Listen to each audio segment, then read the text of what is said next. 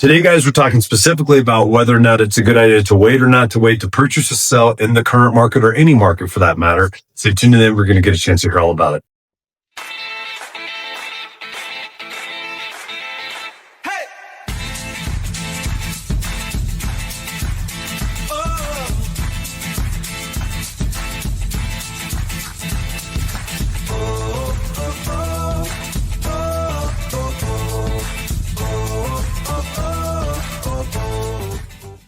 Hey guys, really quick before we get into the meat potatoes of this, just want to say if you got any questions real estate related or anything about the area at all, please don't hesitate to reach out to my team and I. We are the James Mountain Homes team. We are your local mountain real estate experts.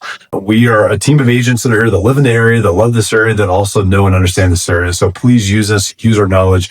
We're here to help you. We want to help you as well. You can call us, text us 719-266-2725. You can also email us at info@jennymarit.net. And then don't forget, we got 2 free resources down below for you. The relocation guide for if you're moving out here, even if you're selling, you might learn something in there that you didn't know before.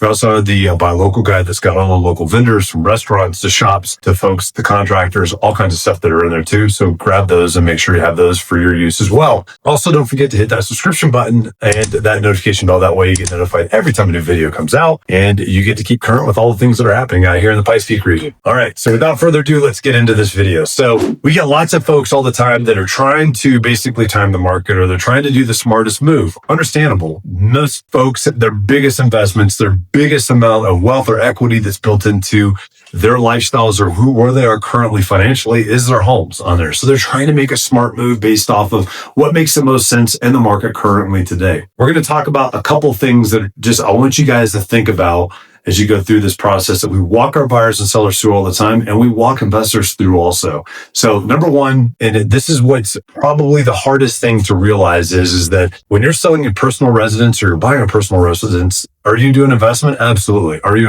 an investor? Technically, no. So there's a different mindset that goes between the two. And here's the biggest one. Those of us that are purchasing or we're buying our personal residence or selling our personal residence, we try to think with an investor mindset of like, hey, maybe I can time the market. If I'm selling it, I can get the most out of it because it'll be at the top on there. If it's down at the bottom, I don't want to sell yet because I want it to come back up and go higher again. Or if you're buying, I want to buy when it's down really low and I get it for super cheap. That way I can sell it for really high. Investors don't think like that. Now, obviously, do they prefer to buy on those areas? Absolutely. But most of them are going to go through the savvy ones that are thinking through this.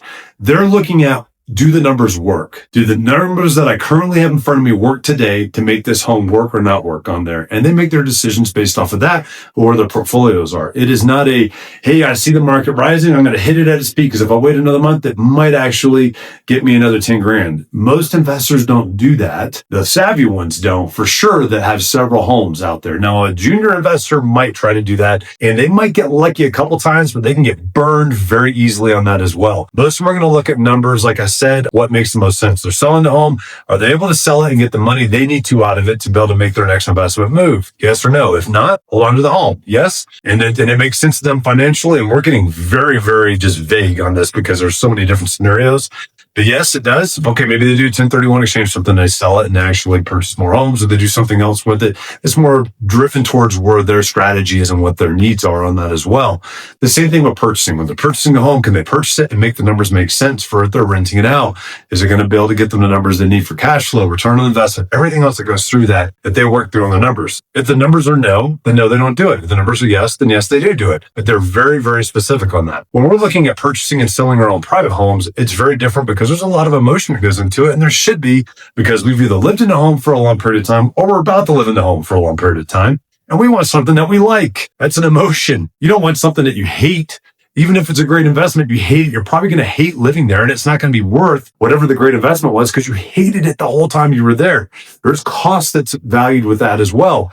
So you need to make sure it makes sense for you now. Now, when I talk this through with buyers and sellers, the most important thing for you guys to know and understand is if it makes sense for you to sell today because you need to buy somewhere else, then do that. If it makes sense for you to rent today because you need that rental income offset and you want to hold on to that as an investment, then do that. Like, there's so many different things that come through that process. But if it makes sense to you today, that's when it goes through and it works. Now, this is why we also tell people you need to really own a home 3 to 5 years to really break even or even make money on it. not just one or two. We don't try to do a buy and flip when we're buying personal homes. There's folks out there that do, they'll house hack, they'll do different things that they might do that work specific for them, but they've got plans and strategies that go into that. And if you're one of those folks, we can help walk you through that. But 99% of us don't do that when we're buying a home. Does it make sense for what our current needs are for our family and our current situation? That's what we need to be asking, whether it's on the buy or the sell side. Now, where the market's going, if you've owned it long enough, it really doesn't matter because it evens out.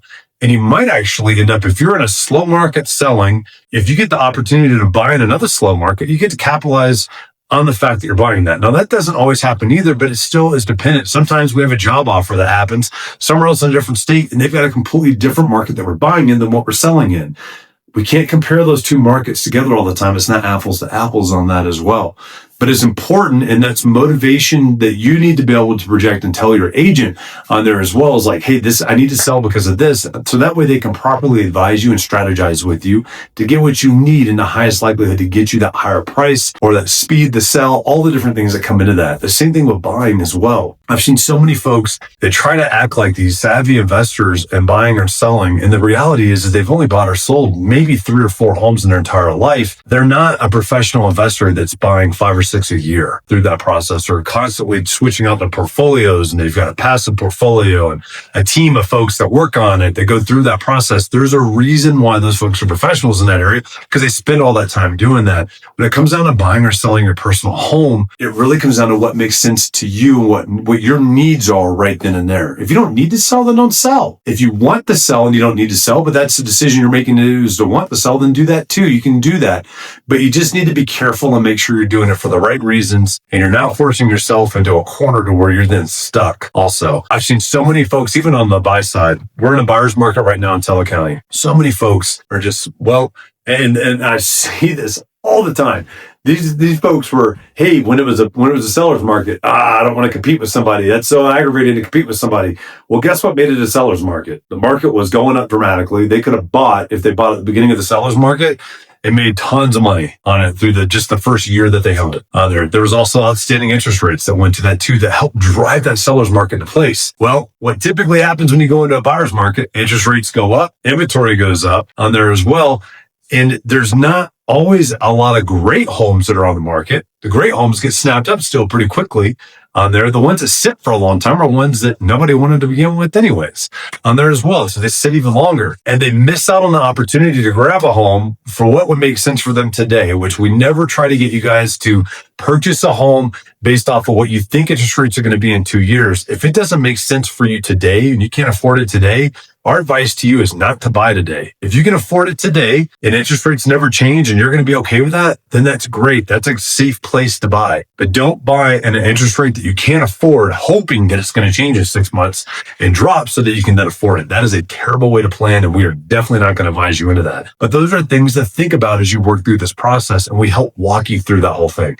I've talked about a lot of different concepts. I put a lot of different things out there, and I know I wasn't super specific on some things. If you guys have questions on this stuff, we're here to help. We're here to help guide you. We're here to help advise you as well.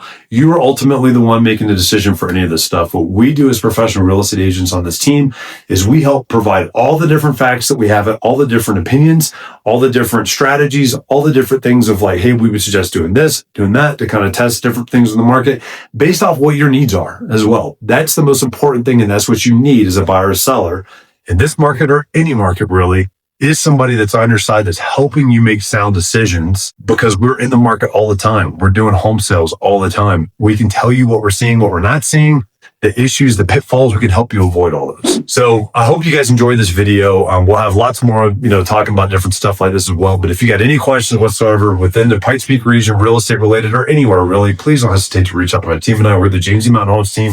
We're your local mountain real estate experts. You can call us, text 719-266-2725. You can also email us at info@jdmrt.net. We'd love to be able to help you with that. Don't forget your 2 resources down below, Relocation Guide and Buy Local Guide. And don't forget to hit that subscription button and the notification bell. That way you get notified every time there's a new video that comes out. I can't wait to see you guys next time.